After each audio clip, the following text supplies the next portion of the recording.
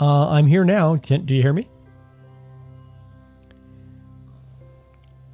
We're streaming the Splash page.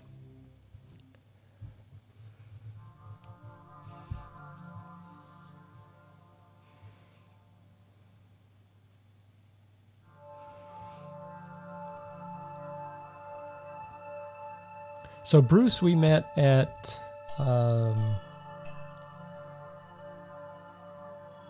I don't.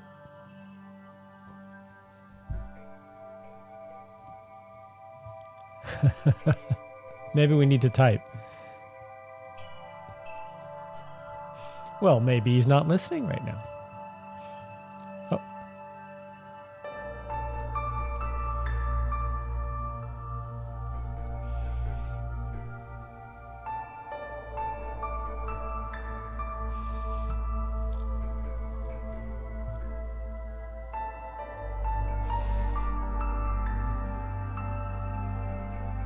Oh, runs a tough bargain. Hey, your post has 2 occurrences of the Telegram blog post.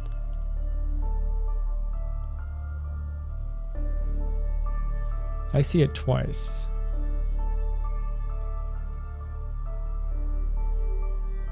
I don't know. I'm just looking at your draft of your blog post. I could go and check if you want. No, I mean yes.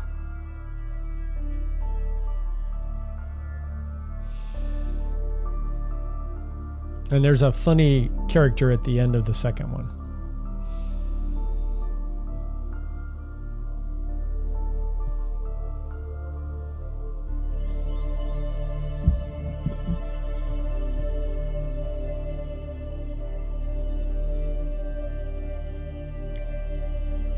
Yeah, this looks better.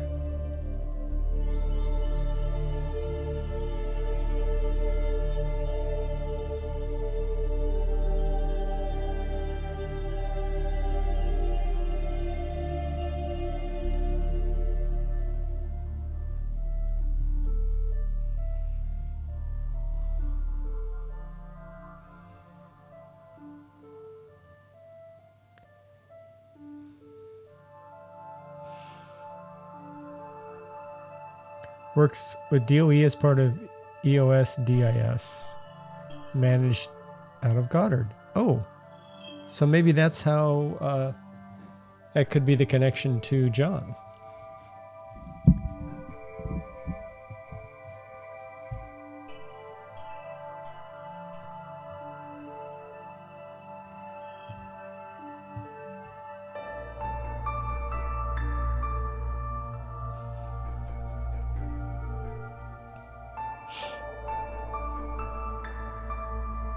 Yeah, that's cool. He manages that organization. Very nice. Or an L.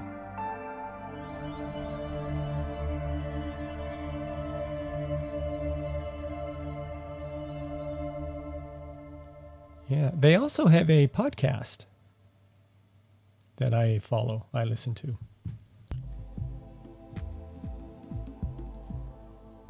Sound of Science, yeah, that's the one I listen to. You said what's the other one, Bruce?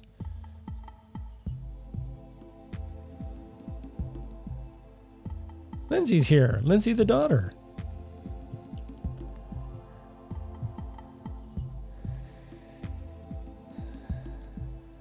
Okay, so there's another podcast for DOE, Department of Energy.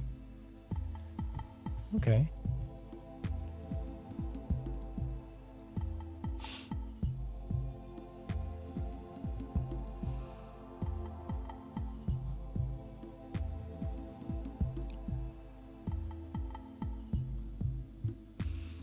I'm a fan.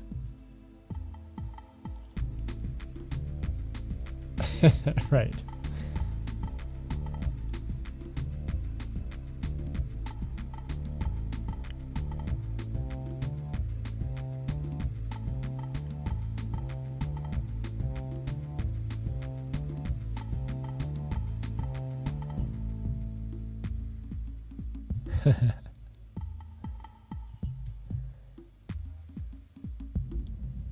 Well, I listen to, don't get me wrong, I do listen to selected episodes, especially of Chit Chat. It's the main show I tend not to listen to because I've heard it for the most part. Now, occasionally there's a pre-recorded segment that I haven't heard, and I'll go back and listen to that.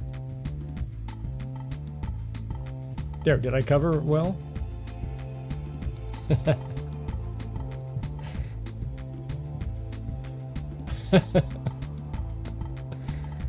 Well, that's because I'm busy monitoring the chat room.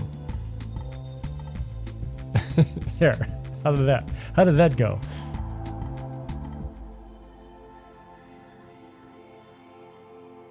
Okay, good. All right, less than a minute.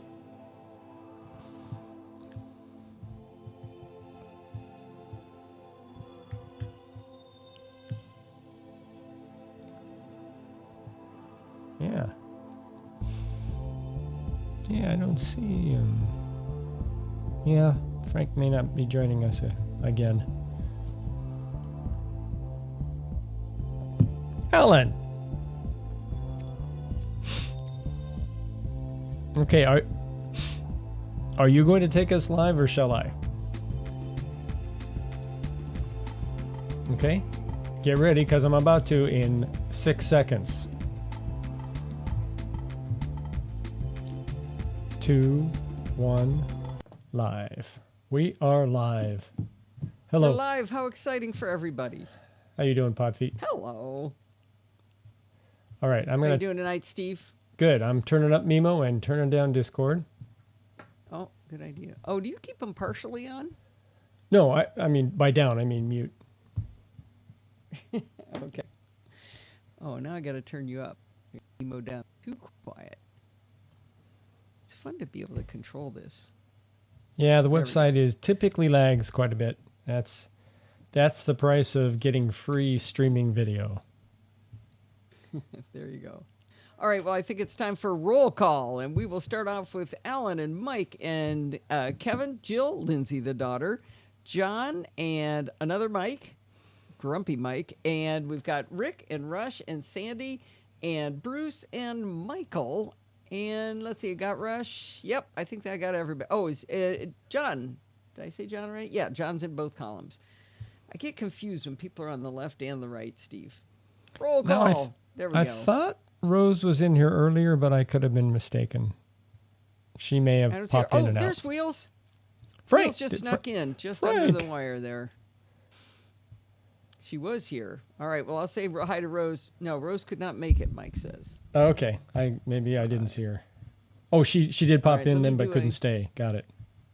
Oh, I see. Just came in, gave her excuses, and left. That'll work. And there's Alan's roll call. Test recording. Yep. We got it. I'm going to do a quick test recording here. Okay. Actually, let me check first to see if you're going to be able to hear it instead of after the fact. That should work.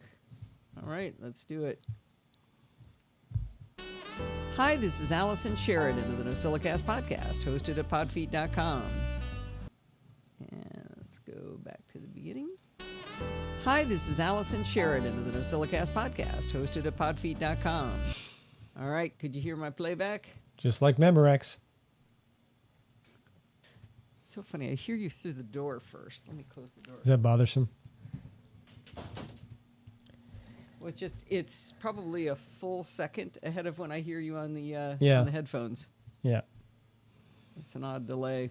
All right, you know what? I've got on everything is going to be read by me tonight, and it could be a big show if I don't delay one of the things. It's possible Telegram may not make it. It's going to be really unbalanced, though. They're going under? Yeah, the thing is the screening one's super long, so we'll see how that goes. All right, I am going to go ahead and get started because I have lots to say. Let's do it. Muting Steve. Hi, this is Allison Sheridan of the NosillaCast podcast, hosted at podfeet.com, a technology geek podcast with an ever so slight Apple bias. Today is Sunday, February 28th, 2021, and this is show number 825. All right. It's funny, when I don't do any kind of blathering at the beginning, we get a chapter mark.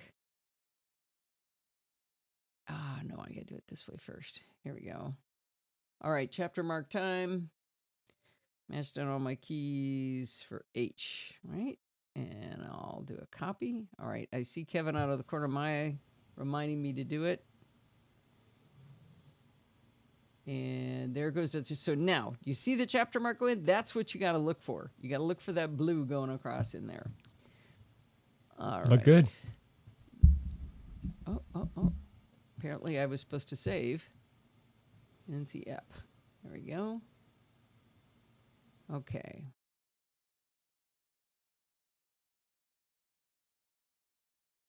Here we go.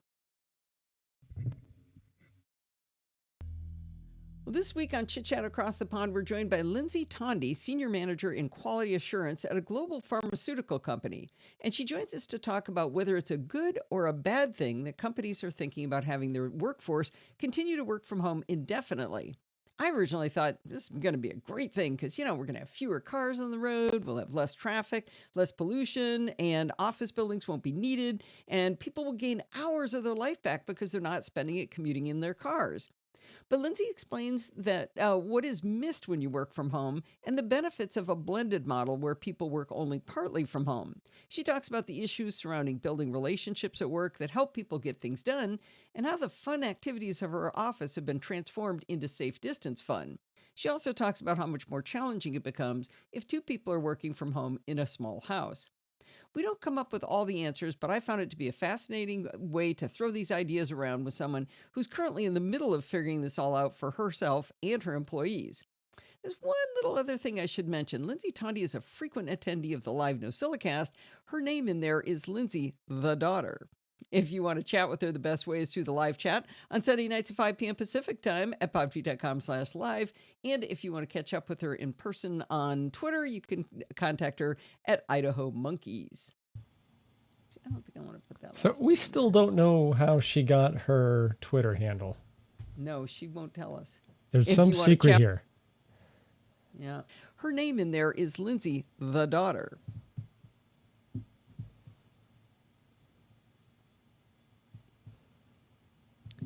I'll just stop it right there. There's one little other thing I should mention. Lindsay Tondy is a frequent attendee of the live NosillaCast. Her name in there is Lindsay the Daughter.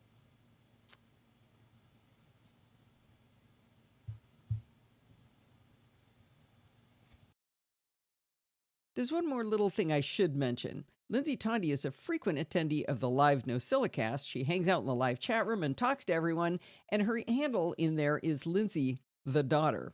Yep, Lindsay Tondy is my daughter, and she's fantastic, and she rocked this interview, and I learned a lot that I had never thought of about working from home in today's day and age. I have some friends who were remote permanently before this. They taught you a lot. Oh. Okay. Should I do a chapter mark? Kevin has reminded you. Yeah. No, he hadn't when I said that. Oh, I did it before. And he's Now reminding he you did it. again. Yeah, sure. Why isn't it working? I just didn't listen for it. Okay, see it go in. No text in clipboard. That's interesting. And there's nothing What above the it. heck causes that? Well, It got it's rid just of- scrolling. Oh, I see. Okay. I have to keep my window so little that I can't see. I could bring this down some now that I don't need to see the jingle track. I'm going to delete that one. Delete. I think I messed that up. I think I took too long. I bet that's one of his error messages. There we go. Like butter. All right. Yeah, I think Kyle actually introduces himself in here. For the keyboard? Yeah, let me just make sure he does. Matthias Keyboard Review by Kyle Bora. He's a little serious here, but Is he the fellow that we interviewed at CES? no, we've never met Kyle Bora before. Okay. All right. Okay, here we go.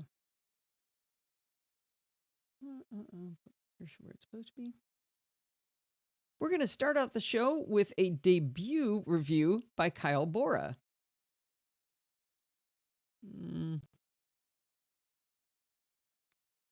We're going to start out this week's show with a debut listener review. There we go. And that won't make it sound so doopy. And unmute. See how that goes. Debut listener review. Matthias Keyboard Review by Kyle Bora. I received the Matthias wireless aluminum keyboard as a Christmas present in 2020. Okay, we don't have to listen. It's a great review, and from a voiceover user, which is pretty interesting. All right. Heck, or anything else on your mind. Well, thank you, Kyle. That was a fantastic first-time review. I can't believe you've even done this for us before. I hope you do more of these. I can see how frustrating that slight rearrangement or slight shifting of the keys would be, but maybe it's a good way to stretch your brain to try to get rid of that first muscle memory and try this new muscle memory. But yeah, that's going to be a challenge. Interesting stuff, though. All right, chapter mark. This is going to be long now. Okay, he's just going to keep doing those. Actually, that's a good idea. Just keep doing the same chapter mark thing until you see the blue. If you don't see the blue, it doesn't count. You have to just keep going. Okay. Now. He's going to wear out that snippet. All right, this is going to be long here. Oh, got to stretch. Get ready. Oh, okay, here we go.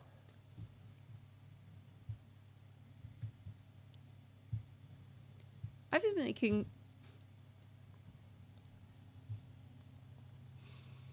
making video tutorials for Screencasts Online for around 5 years.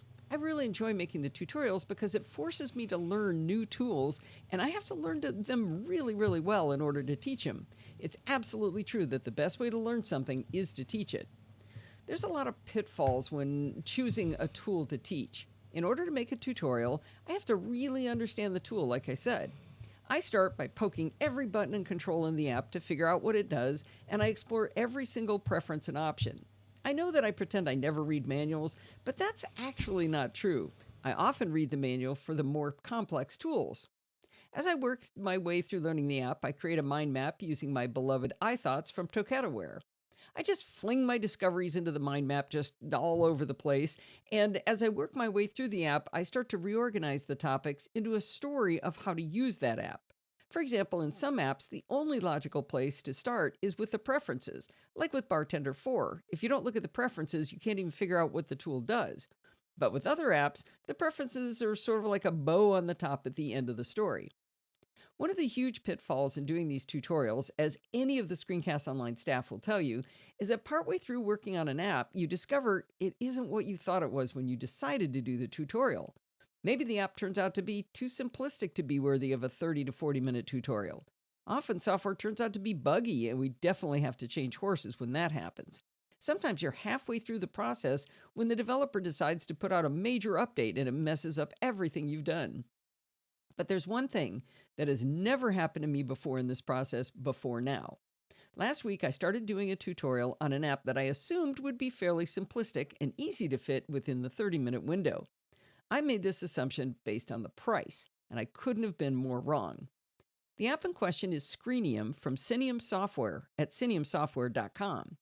You may recognize the name of the company. They're the folks who make Logoist. And I've talked about Logoist before on the show. I've written an article about it. And I also did a Screencast Online tutorial about Logoist. You may also have seen their app Mac Family Tree. Screenium is a screencasting app along the lines of ScreenFlow from Telestream, which is what we use at Screencast Online, or like Camtasia from TechSmith. These apps are $129 and $100 respectively. But in contrast, Screenium lists for $55, and it's been on sale for over a year for $27 in the Mac App Store. I checked in with the developer on that sale price because I didn't want to talk about it as a $27 app if it was about to go back up in price. The developer told me they dropped the price when everyone had to start working from home and that they plan on keeping the price that low for the foreseeable future. Even at $55 or even double that, this is still an amazing app. Now, I assumed that a $27 screencasting app must not be very capable, but I thought, maybe it'd be useful for people with very limited needs. I could not have been more wrong. As I was learning the app and making my mind map and reading the awesome user manual, one of the best user manuals I've ever read, I realized there was no way I could get this app done, do it justice in 30 to 40 minutes. I explained the problem to JF Brissett, my producer at Screencast Online, and his advice was to break it up into a basic and an advanced tutorial, which is exactly what I've done. Even with breaking it in half, I've started working on the second one. I think it's going to be really hard to keep that advanced tutorial under the goal of 40 minutes. Well, now that I've given you the background, I'd like to talk about Screenium itself and what makes it such an interesting application. I said along the lines of the other screencasting apps because while it meets the same end goal, the approach in some aspects is vastly different from the other tools. I'll walk through at the big picture level how Screenium works and how it's different from other screencasting apps. Screenium has a start window with 4 options for screen capture: area, full screen, single window, and iOS/tvOS device. As you hover over each icon, the icons sort of animate and move towards you to show that they're in focus. I know that doesn't really add to the functionality, but it's an attention to detail that I really appreciate. The first 3 screen capture options are pretty standard, but the 4th one is very interesting. If you connect an iOS device via USB and do the, trust this computer dance, you can record the screen, your voice, and the system sounds from the iOS device. I've seen that done before, but I'd never recorded a tvOS device. I'd heard there was a USB port on Apple TVs for diagnostic purposes, and I'd heard that people had done some interesting things through that port, but it never occurred to me I'd be able to record the screen. It turns out that if you keep the Apple TV plugged into a display using the HDMI port, and you connect a USB cable from the Apple TV to your computer, you can capture the Apple TV screen and audio with Screenium. The Apple TV HD and the Apple TV 4K models both have a USB-C connector conveniently located well above the HDMI port. On the older models, though, it's micro USB, and it's so close to the HDMI port that I was unable to plug in a USB and HDMI cable at the same time. If you can't plug them both in, you can't get Screenium to recognize the device. Maybe somebody has a skinny-headed HDMI cable and they would be able to do it on the older devices, but none of my HDMI cables would fit. If the idea of capturing an Apple TV output would be useful to you, keep in mind that our little friend high-definition copy protection, also known as HDCP, will prevent you from capturing any copy-protected content like TV shows and movies. Oddly, I was able to capture a game inside Arcade, so there is some fun to be had. I was also able to capture the Fitness Plus app interface, but as soon as I started a workout, the screen went black, but the audio was still there. I guess I understand that they probably don't want you to be able to capture those recordings as videos and then maybe put them out on YouTube or something like that. So they do keep you from recording the video from the Fitness Plus interface. I really hate copy protection. I think the best use of this option might be if you wanted to teach someone how to navigate the tvOS interface and its settings. I could see using Screenium to do that. Or perhaps you've written your own app for tvOS and you want to create tutorials on how to use it. Well, the next section of the Start window is called Recording Configurations. Screenium has configurations for video, desktop, audio, camera, mouse, keyboard, and timer. Some of these have super obvious settings, like under camera, you choose the camera, but some of the others are pretty interesting. For example, under audio, where you choose your microphone, you can choose more than one microphone and they will all be simultaneously recorded. I'm not sure I need to have more than one enabled, but it could come in handy, and I've never seen another app allow that. Screenium also offers to let you capture system audio while recording the screen. They do this through a download of the elderly, but still functioning and yet unsupported Soundflower extension. If you must use Soundflower, the option is there, but I would highly recommend using Loopback from Rogue Amoeba for this functionality instead. And guess what? I've written an article about Loopback, and I've done a Screencast Online video tutorial on how to use Loopback. Okay, how many of you said under your breath, yeah, of course she did? Well, anyway, under desktop configuration, Screenium can automatically remove all of your desktop icons while you're recording and replace your desktop background with a solid fill or an alternate image. Let's say you've got a photo of like a cute kitten on your desktop background, but you're doing a demo of a person game and you're kind of afraid it's going to reduce your cred in the community to have that kitten showing. You can replace it with a nice skull and crossbones background that only shows in the recording. You never see it while, it's not really changing your background. It just changes it in the recording. The mouse visualizations configuration is probably the coolest and most interesting section. When you're recording a screencast, if it's a tutorial like the kinds of things I make, you really want people to be able to see your mouse cursor and where you click. But maybe you're demoing something where the cursor would be a distraction. You can set the default behavior to capture or not capture the cursor and mouse clicks in Screenium. Even if you do record the cursor and later on decide you don't want it, you can always turn it off in the recording after the fact. And that's something that ScreenFlow can do as well. Both ScreenFlow and Screenium allow you to add animations to your cursor clicks. So, for example, when you click on a menu, the video shows a little series of red circles emanating from the point at which you clicked. They call that radar. So it's like, you see the red coming out from it. This is really helpful for drawing your viewers' attention. With ScreenFlow, you turn on these visualizations after you've made the recording. But Screenium lets you set defaults for all of your recordings so you don't have to set it up each and every time. Screenium also lets you change them within individual recordings after you've made those recordings. But that's not even the fun part. With Screenium in the recording configurations, they give you 3 rectangles, one white, one gray, and one black. As you choose a different color, duration, strength, and size option for your mouse visualizations, you can click on those 3 squares, the white, gray, and black, to see which options give you the right effect across all of the different colored backgrounds. So let's say you chose a dark gray for the main button click. You'd see right away that it would never show up on the darker colors. It only shows up on white. You can even choose to have the button names displayed. So if you right click versus left click, it'll say right or left next to the button click. Even if you don't need to do this, it's really fun to play with in the interface. I should say. Now, I know it's dorky to be this excited about how a mouse cursor is presented in a video screencast, but Screenium has one more fun thing in this configuration tool. If you turn on Scroll Wheel, wherever you scroll in a recording, 2 downward or upward facing chevrons will show on screen. I'm always saying, let me scroll down here, but I wouldn't have to do that if it was visible on screen. When doing a screencast, it can be very handy to show your keystrokes when you're using a keyboard shortcut like Command-C for copy. In recording configuration for keyboard, there's a simple checkbox to record keystrokes, but it doesn't have any further refinements than that. The problem with this control is that it records every keystroke, not just keyboard shortcuts. Luckily, once you've recorded a segment, you can uncheck a box for visualize text input, but leave visualize keyboard shortcuts enabled.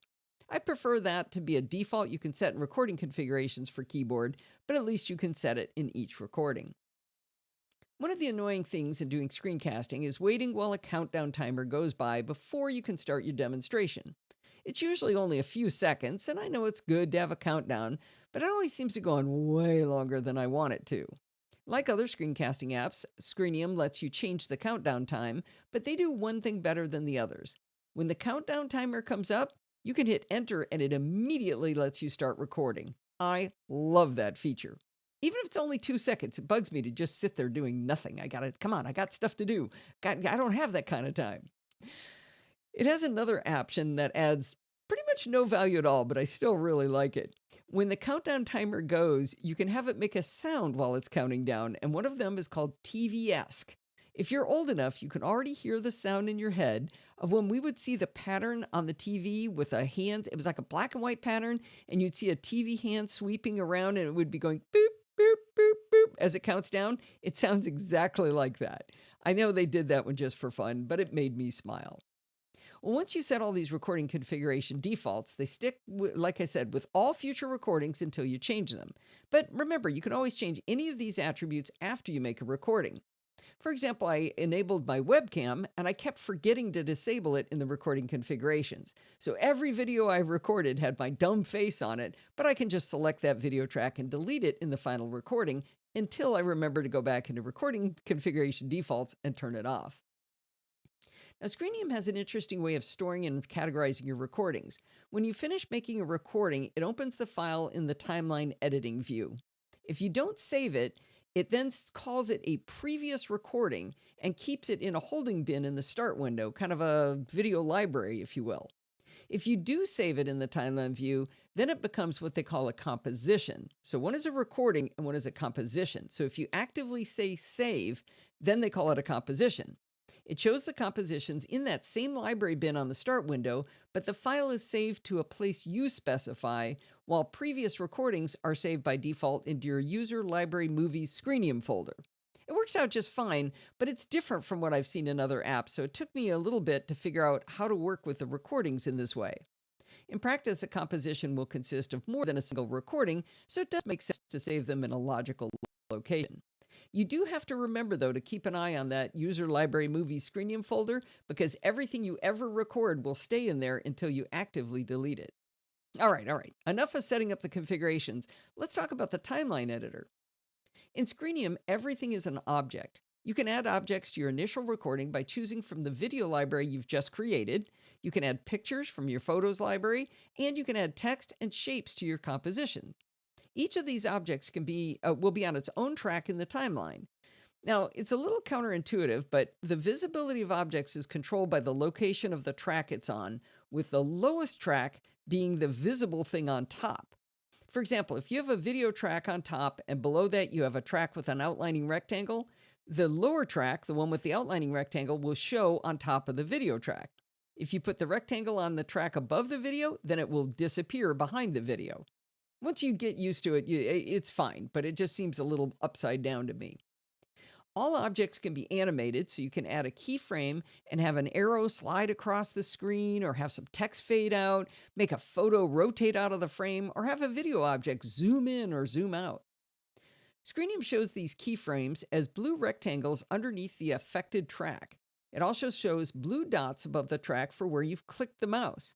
If you've turned on mouse click visualization, that is, you'll be able to see those. This makes it really easy to navigate to the right one of the animations or mouse clicks to make sure the visualization works the way you wanted it to. To the right of the video canvas is the Attributes Inspector, which is a contextual set of controls to allow you to change the attributes of any object. This is where you can set things like the opacity, scaling, location, and more of each object. The level of control is really extensive, really intuitive, and easy to manage. I'm pleased with Screenium's control of simple objects. Drawing a box frame around something to draw attention to it it's just a really common thing you do in screencasting, and it's one of the most frustrating things to do in ScreenFlow. In ScreenFlow, once you create a simple box frame, if you change the proportions of the box, like make it say a rectangle instead of a square, the thickness of the border scales with it. So in my example of a long rectangle turning into a square, I don't want the sides to get thicker when I make it into a square. That doesn't make any sense. I want the thickness of the line to be the same. So as a result, I'm always creating boxes and deleting them and adding them again just to get them right. It's really a pain. With Screenium, a box is just a normal object, and the thickness does not vary when you mess with the length and width. Screenium has some crazy video effects, and I'm not sure they solve a problem for me. You can distort your video with everything from a Gaussian blur to a kaleidoscope effect to a twirling distortion. With the animation tools, you can set the range in the video where these effects take place, and you can change all of the attributes of it as well. If this is your cup of tea, the awesome manual has some nice step-by-step tutorials on how to apply these effects. Now, if you're an audiophile, you'll be glad to know that you can add audio effects like low and high pass filters, a parametric equalizer, multiband compressor, reverb, and more. It's as easy as drag and drop onto the audio tracks to apply these effects. The graphics equalizer is delightful to work with. Instead of having to drag each of the 20 or so frequency bands up and down one by one, going, making all the little controls, if you just control right click and drag you simply draw the shape you want to see on the EQ. It's really intuitive, works great. I'm telling you, read that manual. It's got all kinds of cool tricks in it. Speaking of audio, one of the things I rely on with ScreenFlow is to be able to do voiceovers when I mess something up. Like when I was doing the recording for Parallels Toolbox and I kept accidentally saying Parallels Desktop, it happened about 40 times. I didn't need to go back and re-record the video. All I had to do is a voiceover to fix it. Screenium has voiceover too, and it works really well. I stumbled across something delightful that Screenium can do that, to my knowledge, ScreenFlow cannot. You can select a track, video, audio, any kind of object, copy it, and then paste it to another composition. I can't tell you how many times I've wanted to do that with ScreenFlow, but you have to select a segment of the recording, export it to disk, and then in the second recording, import the exported segments into the library and then drag it from the library into the timeline. Come on, Screenium's simple copy and paste is what I've always wanted ScreenFlow to do. All right, by now I'm sure I've convinced you this software is bananas capable and incredibly inexpensive at $27 for such a professional tool. But I'd be remiss if I thought everything in Screenium worked the way I like it. If I had mothers, there would be way more keyboard shortcuts. Adding a fade in, fade out to an annotation object happens constantly. And instead of a pair of keystrokes like with ScreenFlow, with Screenium you have to add animation keyframe markers and then use a drop-down menu to get to these options on each one of those keyframes. For something I do that often, I need keystrokes. An even more common need is to cut a segment of a video out and video and audio out, and then have the following video and audio slide to the left to remove the gap. With ScreenFlow, you click drag to select where you want to remove and hit Command Backspace to cut, and everything to the right just moves over to fill that gap. In Screenium, you make the left cut, then you make the right cut to isolate the segment, then you delete the segment, then you right-click on the following tracks and select Shift to Previous Object. Again, for how often I do that, I feel it would be a big loss in productivity until Mike Price wrote me a Keyboard Maestro shortcut to do it for me. I was able to create animations, but the keyframe model isn't entirely intuitive for me yet. I haven't quite figured out which keyframe is starting or ending the animation.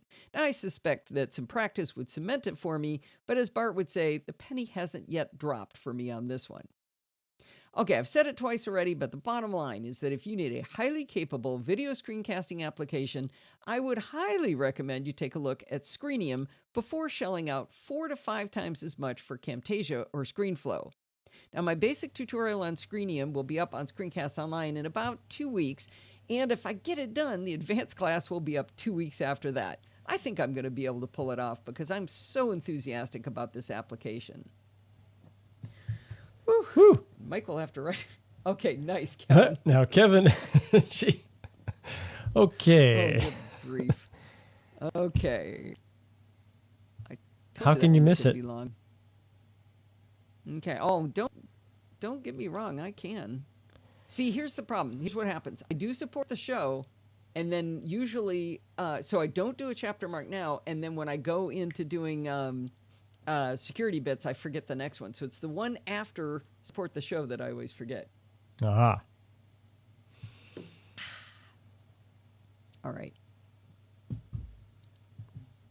I am going to do a pledge break. Oh, did I miss anything? You were breaking up at one point, at least the video. I guess your YouTube video was, but your Discord audio was okay. Now it's fine now, but it was Sandy maybe said 5 minutes a bit ago. Pixelated. Occasional Yeah, screen but freeze. the annoying part wasn't that. It was that it was stuttering and pausing, and your audio was out of sync with your video. So it was like your processor is it got okay right now? overloaded. No, it's fine now. It's not that. You keep saying that. Well, something I will show Something- you a screenshot. was happening, and I don't know what it was. I agreed. But I want you to. You always say it's my CPU, and I want to show you that. Well, ever it since could just be you took over. It may not be that it's overloaded. It could be a process interfering without overloading the entire CPU. Okay, but look, I just dropped what my processor load looks like. Okay. What is are those times of day at the bottom? You can see the timeline. Yeah, it's got the time on Okay, so those little So we peaks went live maybe at- a minute or two ago could it. have But been they're the up problem. to 60. Yeah, but it's up to like 60%. I'm I not used to saying do that it at it's 90%. it's totally dominated your processor, but something could be interfering with Mimo Live without dominating the So processor. I just thought of something. For the last few weeks, I am seeing bright red banners in Mimo Live. But let's listen to exactly what it says. This output destination has major performance issues. The destination has performance issues. Really? Did you turn Wi-Fi off? Yeah. Wi-Fi is off. Well, I don't know, but actually, do I have two of these going again? Maybe that's the problem. Why would I have two Hindis? That doesn't make any sense. Hang on. Let's see. Failsafe Make sure you source, get is that rid of same the thing? the right one and not the one you're using. Well, I don't know. Which one's the right one? One of Okay, them I'm may going to be. just turn one of them off. What could possibly go wrong? Well, it's still running here, so I Did it- think that's a. Is it to show is the clock still moving Yep. in Hindu? Yep. So I had two of them running for some reason. All right. Well, let's move on. Oh, are we bored? Okay, so now we've interrupted my it's- flow, and it's I happening haven't again. seen. Is it? It just for a moment, then it stopped. Okay, he's getting antsy about the chapter marks, but I can't. I've got to do the spamming first. I got to do the panhandling. Here we go. Well, we have two heroes this week. Both Joan Richardson and George McHugh get value out of the work we do at the Podfeed podcast, and they decided to show that appreciation by giving me some value back. They went to podfeed.com/Patreon, and they chose a dollar amount per show that was right for them. These lovely people, along with the other folks who've been contributing for a long time, help keep the show funded so we continue to have fun together. Please consider going to Patreon and showing your support for the Podfeed podcasts. Okay, now is the time to tell me the chapter mark. But I will do one. This one's going to be funny. Okay, watch for chapter mark. Boom, boom, boom. Okay, do you see it? Now you can stop. Okay. So this is going to be fun. Kevin, I wanted to make a crack on your comment on the blog post that maybe it's you that's fiddly. All right, here we go.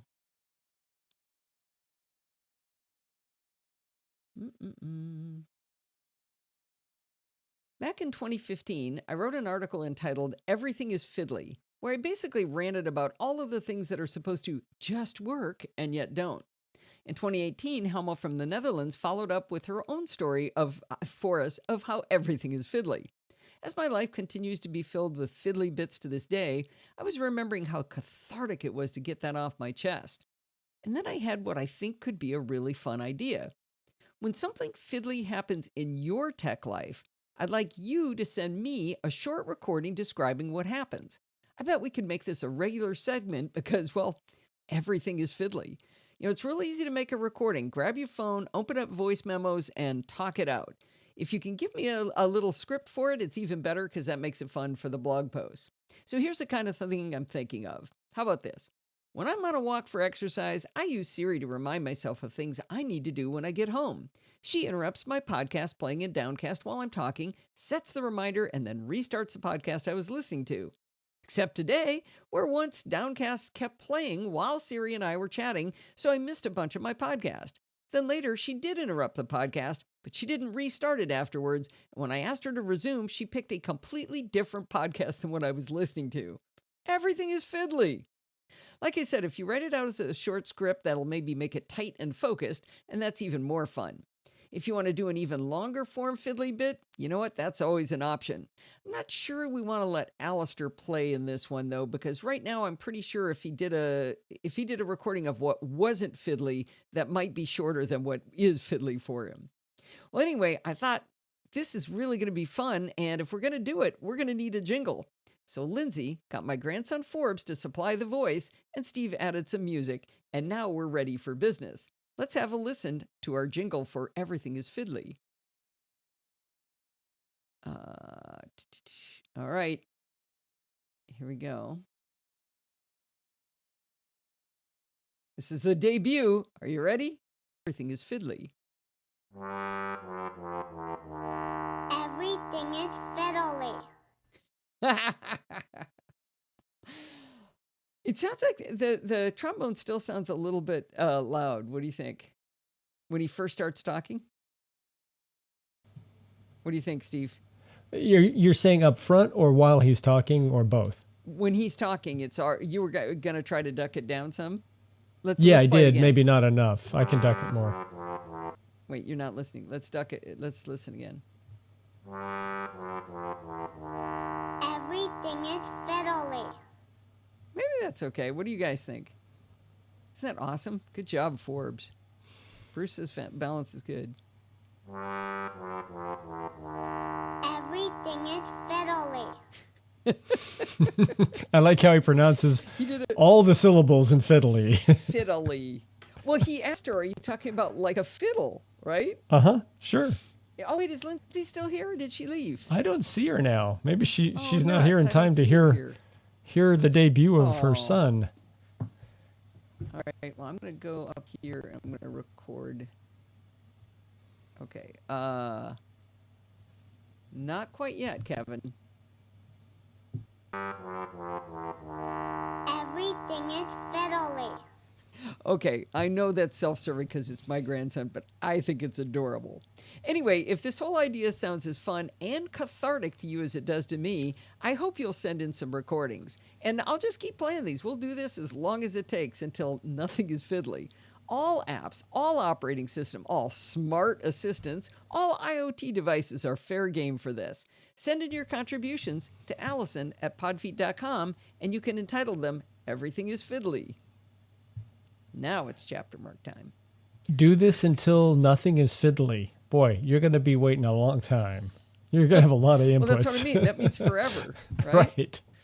Okay, looks like we have time for Telegram. So this is going to be just right. Okay, where's Telegram? Oh, wait, I didn't do the Telegram chapter. Jeez, if somebody just remind me. All right. Keep watching.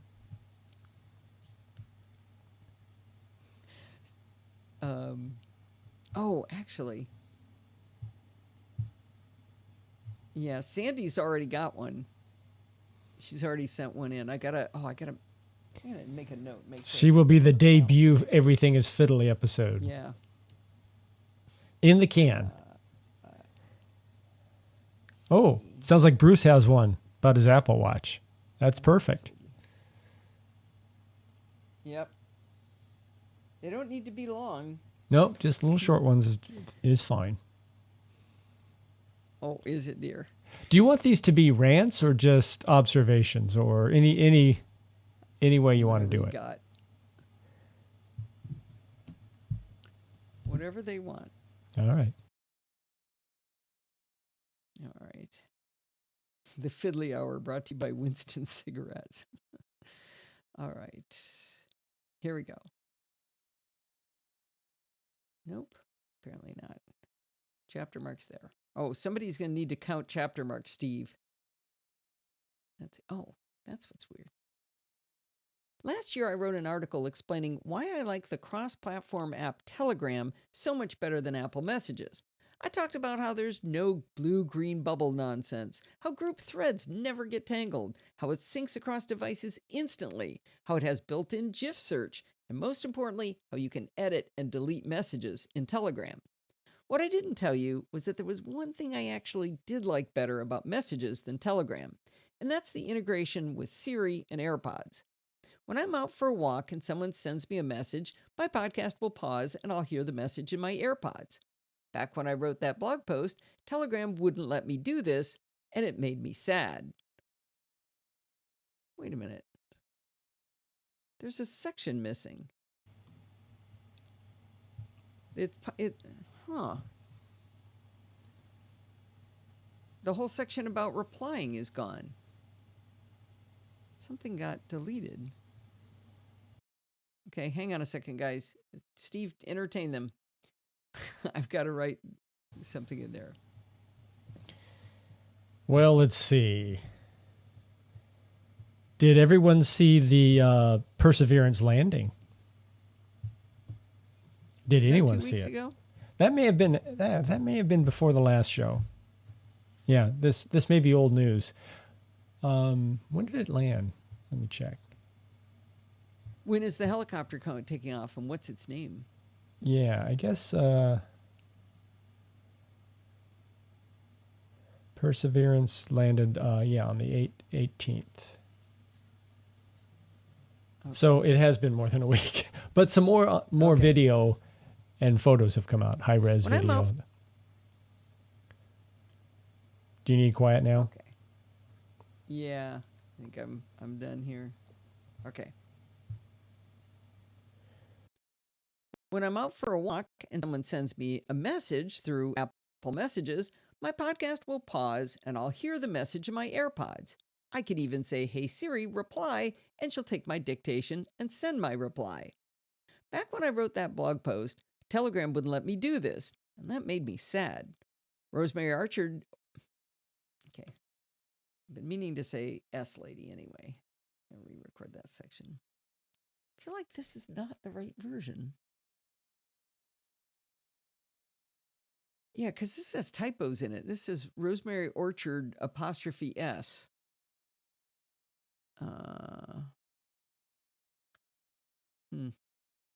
Well, try it anyway. When I'm out for my walk and someone sends me a message through Apple Messages, my podcast will pause and I'll hear the message in my AirPods. I can say, "Hey, S lady, reply," and she'll take my dictation and send my reply. Back when I wrote that blog post, Telegram would not let me do this, and it made me sad. Rosemary Orchard even tried to help me do it with shortcuts, but the hooks weren't there, so it never worked. But a few months back, Telegram added this capability, and like many things in Telegram, I like how it's implemented so much better than it was done in Messages. So let's talk about what the problem is with Messages. While I do like getting my personal messages in my ears, unfortunately, every single thing Messages ever receives comes through on my headphones. Messages doesn't differentiate what it reads to you at all. Picture this. I'm trotting along listening to an intense interview by Alan Alda on Clear and Vivid, where he's having Kip Thorne explain gravitational waves, and suddenly it's interrupted with, "Thelma Lou laughed at a message." Well, there's two things wrong with this.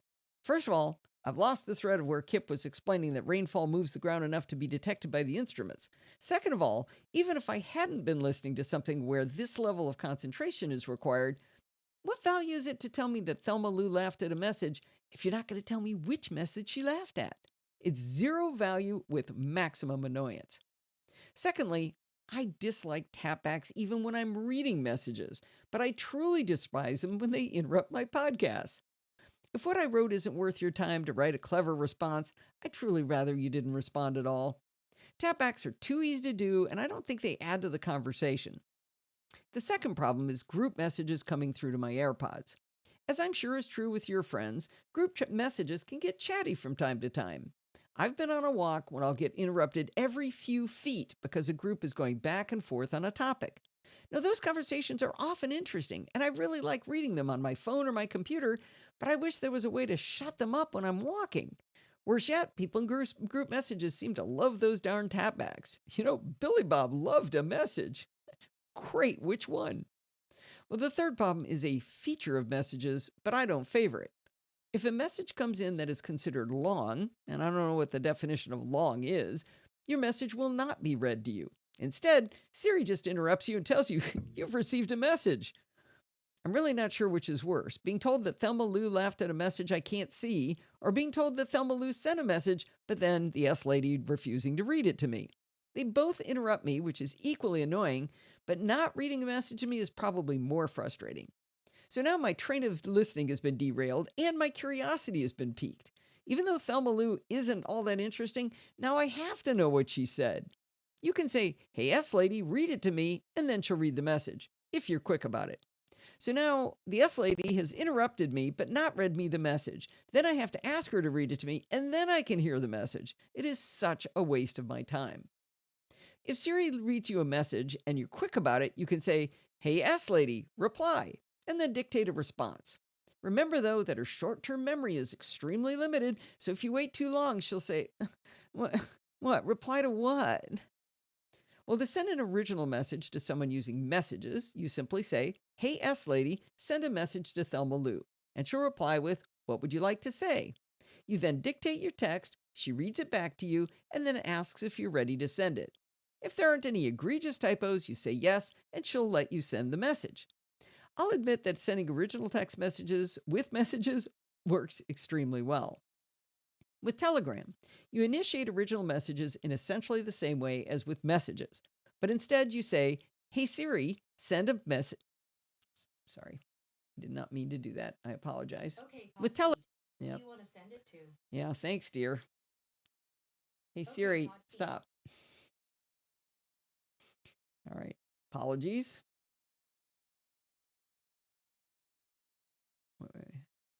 I'll admit that sending original text messages with messages.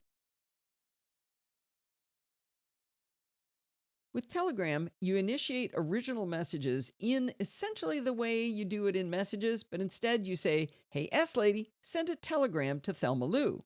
It works very well. When replying to telegrams, you don't have to specify the platform as long as you're it.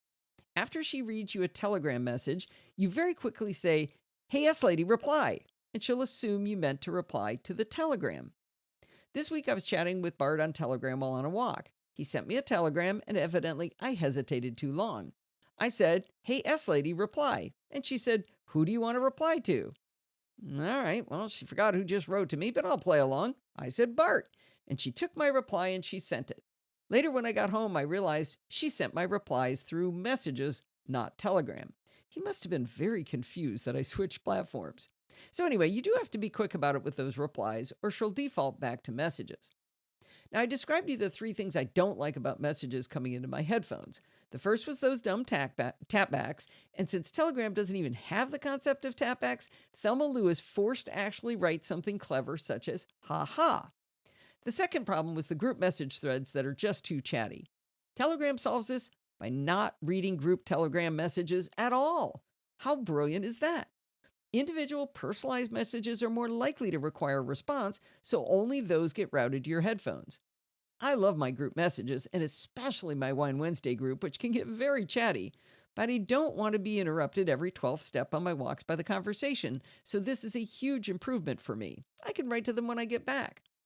Now, Telegram does tap your wrist if you have an Apple Watch if you get a group message, so you can glance down and see if you care enough to participate.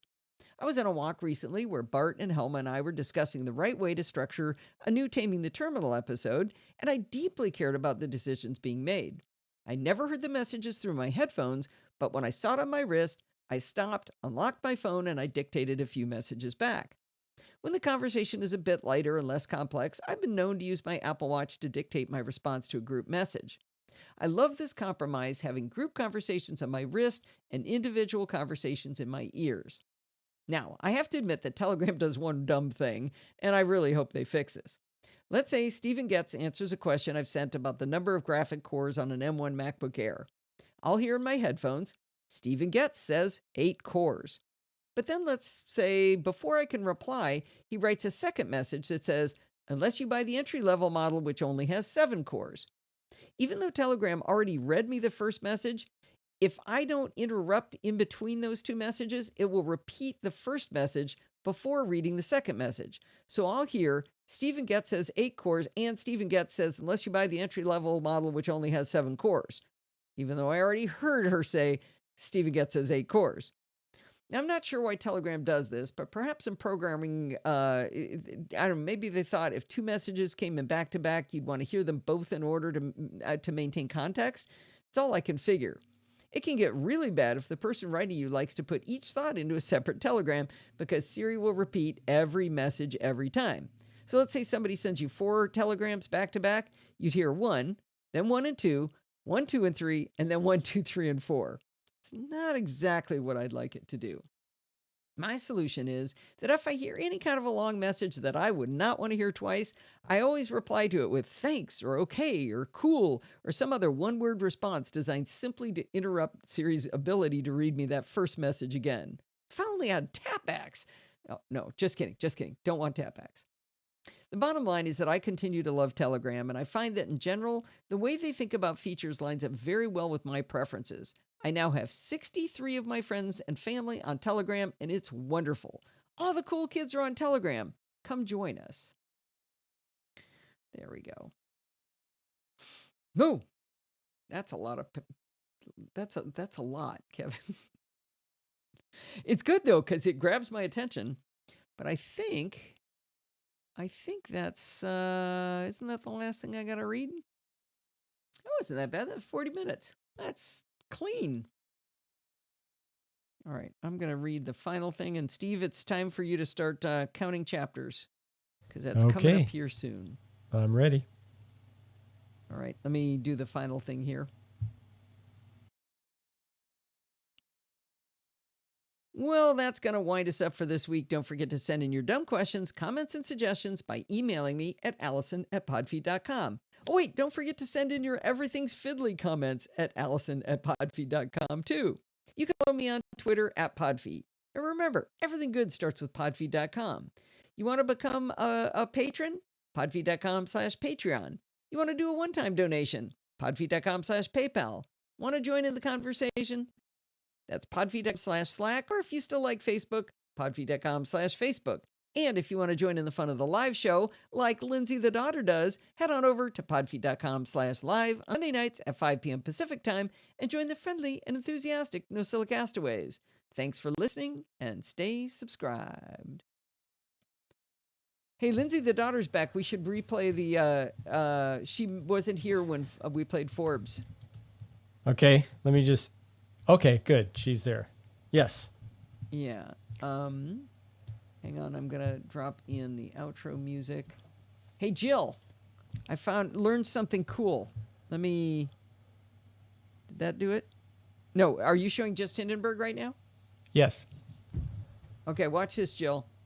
You probably already know this, but with I bought the pro version of Hindenburg, so I've selected these 2 tracks. I never had ducking before. Oh no, you don't just select the tracks. What do?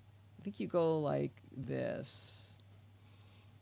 I think you select across them like that, and then there's a tool. Nuts. Okay.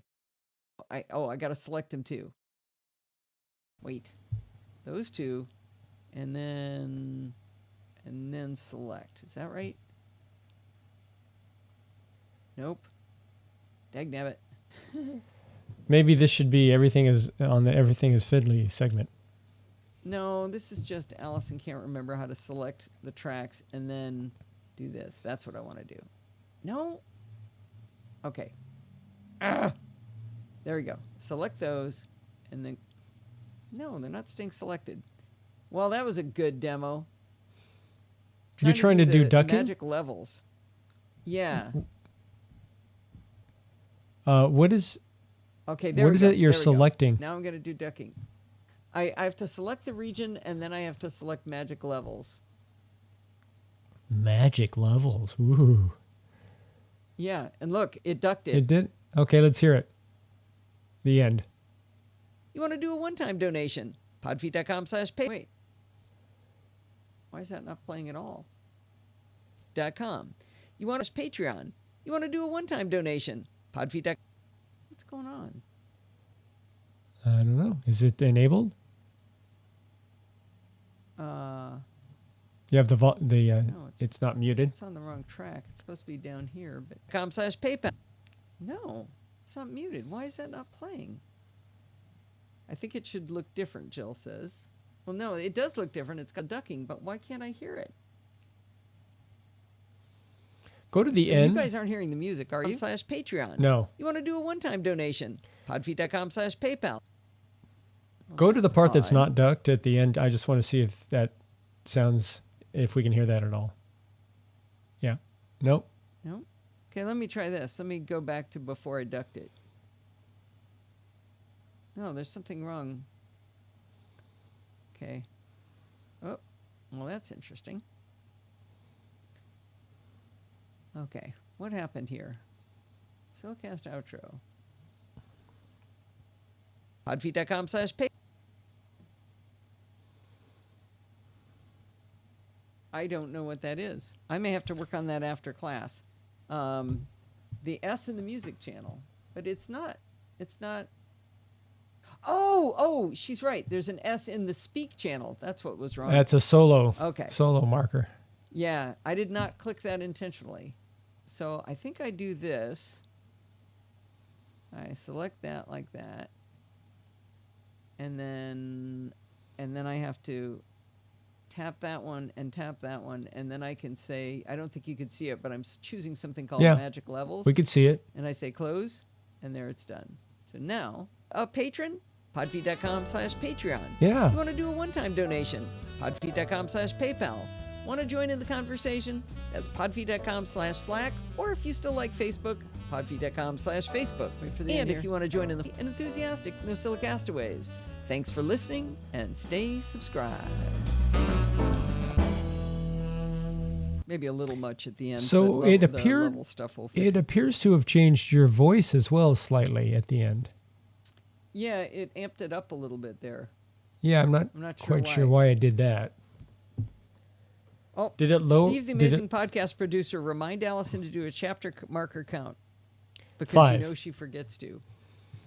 Okay, you think 5. 1, 2, 3, 4, 5. That's actually how many I have. All right. Excellent. Still got to, I got to go find. Oh, you got to play for Lindsay. Right. All right, Lindsay, you still there? All right, here we go. Let's have a listen to our jingle for Everything is Fiddly. Everything is fiddly. Is that great? Oh, Jason snuck in. He wanted to see it too. Isn't that great? Lindsay, is Forbes around? Can he hear it? Fiddly. Everything is fiddly.